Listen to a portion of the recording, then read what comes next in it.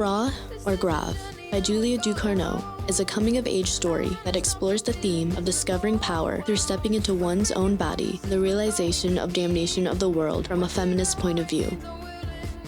Complemented by its organic body horror and slick cinematography, Julia Ducournau's debut feature film creates a psychologically stimulating and unsettling picture. It follows lifelong vegetarian Justine, who is just entering veterinarian school, leaving her slightly sheltering parents, especially her mother, behind for the first time. She is left to her own devices, and the filter that once covered her world is lifted. With the help of her sister Alexia, Justine goes on a journey of searching for the crystallization of the moral identity with perversion, as Ducournau mentions in an interview with Semaine de la Critique. This film explores many different themes that we can dissect for hours.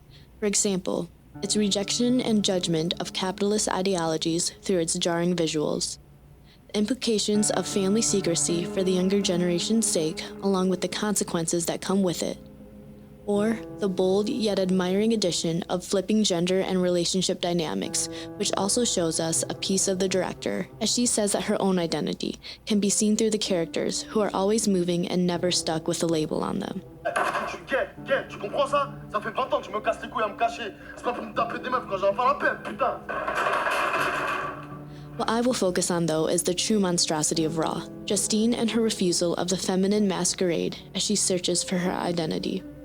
But first, in order to understand how Ducournau creates such a complex, empowering film without forcing it onto her audience, I must spoil a key story point. Justine is a cannibal. With this, Ducournau can accurately portray a female character who, according to Eve Watson in her psychoanalytic explorative analysis of Raw, displays the jouissance of a female, that is, the pleasures and desires that they can feel and act upon, which is normally ignored by the more popular patriarchal-leaning films. Eve makes a point that when females are portrayed as passive characters, it has an effect on its audience, creating a passive model that many believe women should follow. But in Raw, we see what happens when women are pushed to hide and ignore their desires for the sake of keeping up with society's standards. The female will become monstrous, and everyone is in danger. 3 sequences accurately portray this message. At this point in the story, Justine has discovered her desire for human flesh. She has also been exposed to sexual contact for the first time, and though this is more subtle than the cannibalism, she becomes curious about it. In both situations, she suppresses her yearning until it becomes too much for her to handle internally.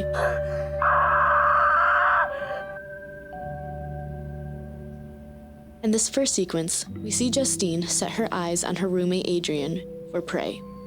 Her expression says it all, and the monster begins to creep in. Blood drips down her nose, and her stare gets more intense as the sequence goes on. It isn't until the intimate scene that she has with Adrian, despite him being homosexual, that we realize her intentions are to fulfill her sexual desire rather than cannibalism. The monster really comes out in the next sequence. Justine dances in the mirror to an explicit techno song. She is totally captivated by herself and isn't scared of what she will become anymore. The consequences of sex and cannibalism have left her mind, and like Watson says, she begins to take ownership of her body by consuming others, metaphorically by using her roommate to fulfill her own pleasures, and literally by eating human flesh. The last sequence I will cover is very short, but it shows the completion of the birth of the monster.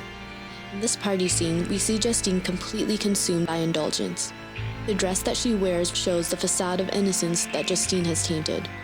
Her expression and posture can be compared to that of a man with the same desires, and the full animal comes alive after she blacks out and her sister records her acting as such. The end of Raw wraps up this message almost perfectly, but I encourage you to watch the film to see how. All in all, consequences are faced from indulging too much, and Justine's eyes are open to the realities of the world. Her character proves to be countercultural to the womanhood that we are used to seeing and taught to believe is correct. It is dangerous to make women believe that their natural desires are something to be ignored, rejected, and suppressed, especially through the medium of media. And if that message doesn't resonate with you, then at least the film's visuals, such as the rigid, gritty feel that the camera and subtle, moody light brings, along with the horror genre, are enough to make it intriguing and entertaining.